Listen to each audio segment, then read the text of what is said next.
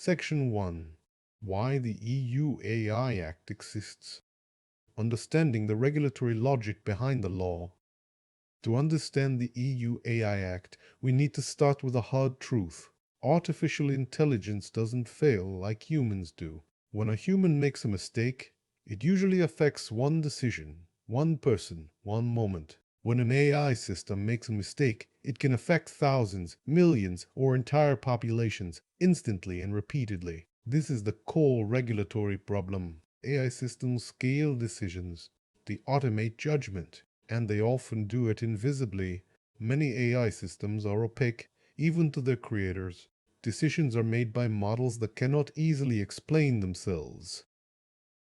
Now combine that with sensitive domains, hiring, credit approval, healthcare, education, law enforcement.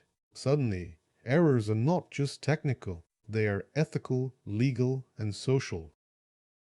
And here's the key insight regulators reached. The problem is not malicious intent. Most harmful AI systems were built with good intentions, efficiency, accuracy, automation. The problem is lack of governance, no structured risk assessment, no accountability, no post-deployment monitoring. The EU AI Act is a response to that gap, not to stop AI, but to force organizations to take responsibility for how it behaves.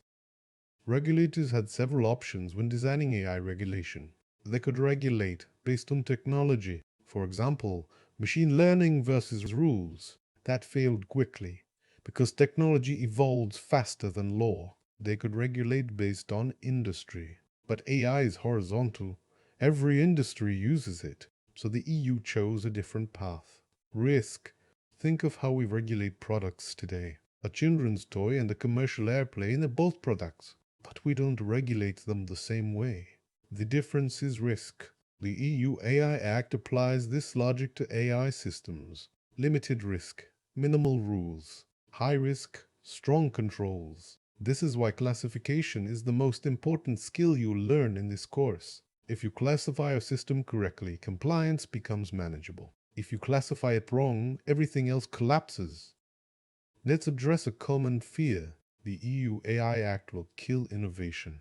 That's not what this regulation is designed to do. The EU is not trying to approve every AI system. It is not banning AI development, and it is not requiring perfection. What it is doing is shifting responsibility. If you deploy AI in sensitive areas, you must understand its risks, document your decisions, monitor its behavior, and intervene when necessary. In other words, act like an adult organization. This regulation is less about technology and more about organizational maturity. Even if your company is not based in Europe, this regulation still matters. If you provide AI systems to the EU market, you are in scope. If your customers are in the EU, you are in scope. If your AI outputs affect people in the EU, you are in scope. This mirrors what we saw with GDPR.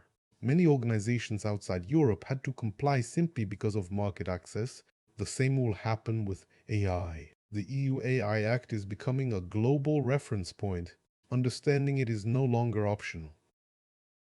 Key takeaways. 1. AI errors scale, affecting thousands or millions instantly. 2. The problem isn't malice, it's lack of governance. 3. Risk-based approach. Higher risk equals stronger obligations. 4. Classification is the most critical compliance skill. 5. Global reach applies beyond EU borders. Understanding this is no longer optional.